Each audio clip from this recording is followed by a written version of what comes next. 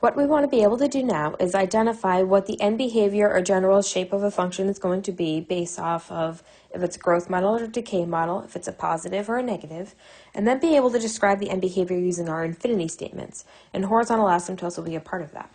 Okay, so I'm just going to sketch those 4 graphs that we had before.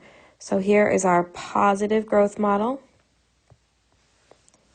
So this is a positive growth. And then we had our negative growth model.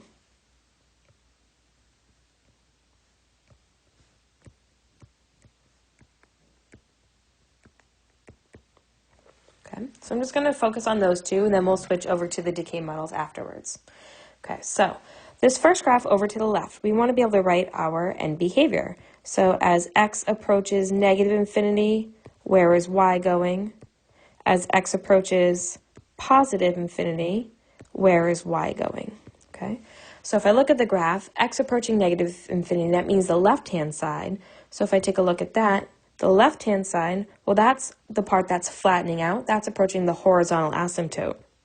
So we can say that it's approaching 0, or the horizontal asymptote if there was a different horizontal asymptote if this graph was shifted. Okay, then if I want to take a look at the right, if I take a look at the right-hand side, that's where x is approaching positive infinity. That was going up forever, so that's approaching infinity. Okay. Now for this second one, as x approaches negative infinity, where is y headed? And as x approaches positive infinity, where is y headed? Okay. So as x approaches negative infinity, again, that was approaching the flatter part, the horizontal asymptote, so that's 0, or the HA. All right, and then if I look at the right-hand side of the graph, that's going down forever, which is approaching negative infinity. So a growth model, as x approaches negative infinity, y will approach the horizontal asymptote, and as x approaches positive infinity, it will either increase or decrease without bound, to either positive infinity or negative infinity. All right, and then we had our 2 decay models. Our positive decay model started off steep and flattened out.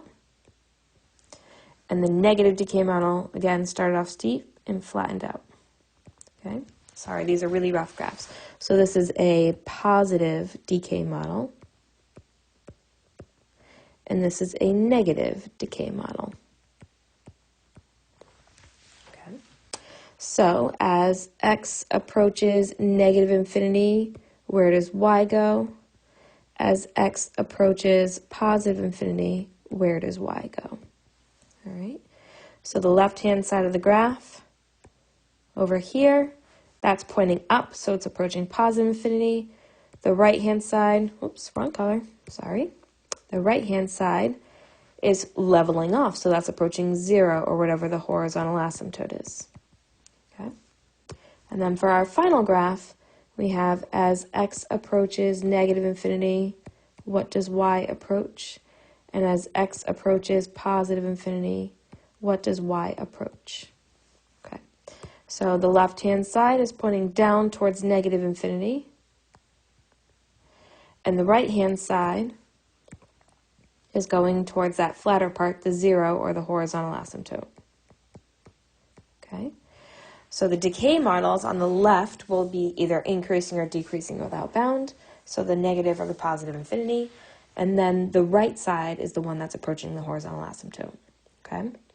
So an important thing to be able to do when you're looking at a function like the 3 functions, f of x, g of x, and h of x you see down here, you want to be able to identify, is it a growth or decay model based on the base? Is it going to be a positive or a negative depending on the a value? And what is the vertical shift, if there is one, for the horizontal asymptote? Then be able to write these infinity statements. So we're going to make general sketches, but we're not going to make true graphs here. Okay, so for this first one, the base is 4. So that tells me it's going to be a growth model because that base value right there is a 4, and that's bigger than 1, okay? It's going to be a negative growth model because of this right here. So it's going to be a negative growth model, okay?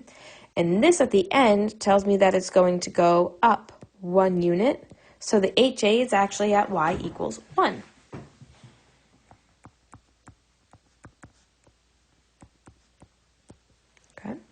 So we have a horizontal asymptote at y equals 1. All right, so we should know what our general shape is. We have a negative growth model, so that goes like this.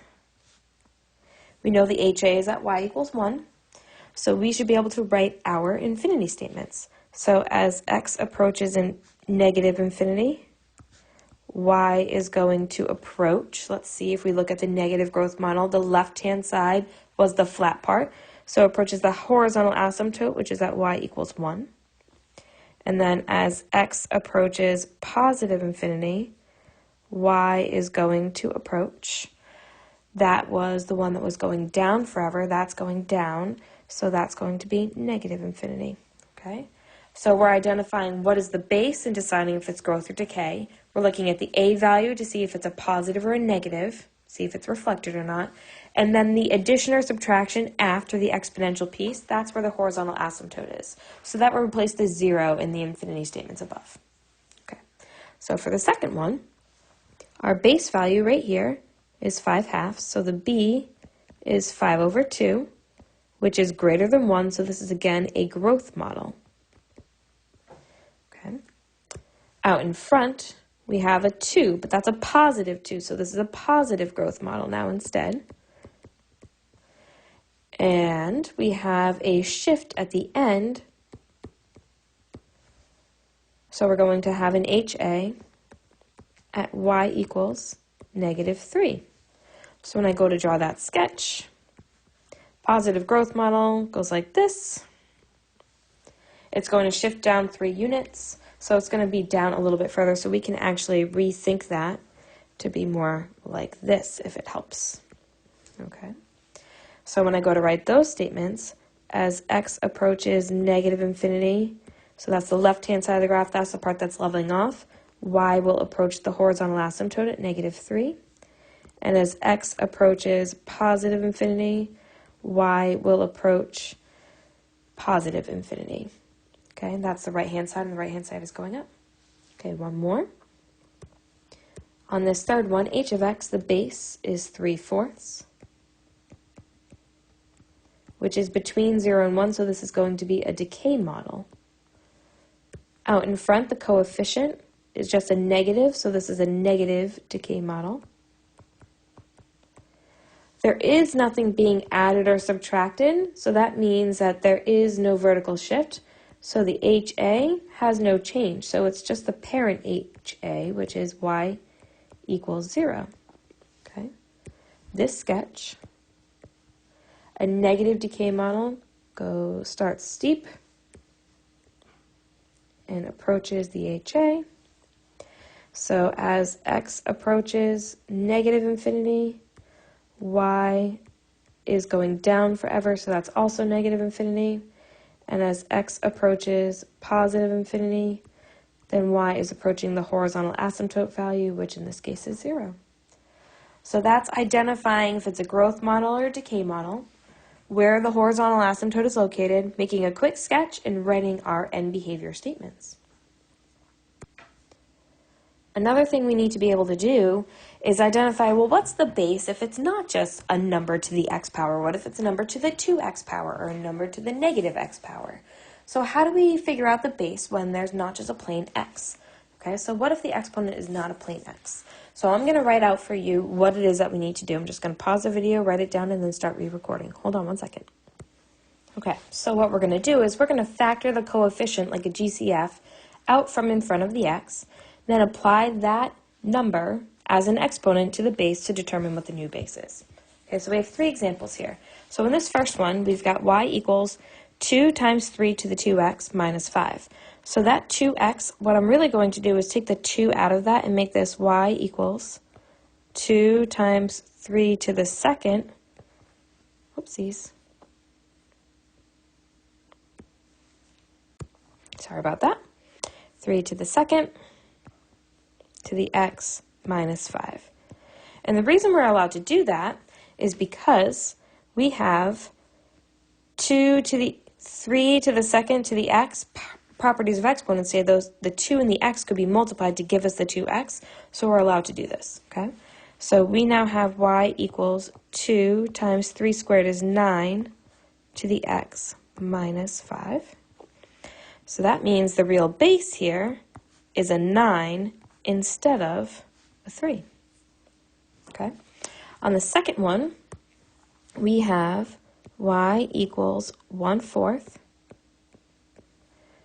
And then I've got negative 1 times x plus 4. So factoring out the negative from in front of the x, and then plus 1 at the end. So that means I need to do 1/4 to the negative 1 power.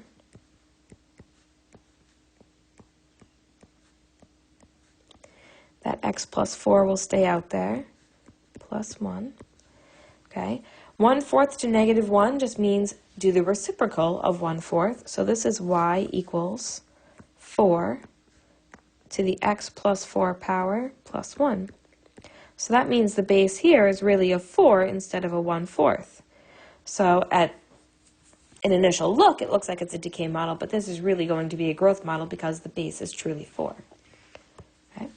And our third and final example for this part, all right, the coefficient in front of the x is a negative 3, so I'm going to factor a negative 3 out. So I'm going to have y equals negative 4 times 3/2. And then I have negative 3 times, that'll become x minus 2 when I GCF out the negative 3. So I have y equals negative 4. I have to figure out what 3/2 to the negative 3 power is.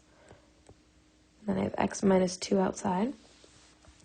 All right, so the negative in the exponent means do the reciprocal. So this is really 2/3 to the 3rd power. All right, 2 to the 3rd is 8. And 3 to the 3rd is 27. And then this is to the x minus 2 power. So the base here is really 8/27. So something that looked like a decay model, or I'm sorry, that looks like a growth model is really a decay model. So it's really important that we go through and identify what's the true base before we go through and do the rest of the problem. Okay, that's the end of that part.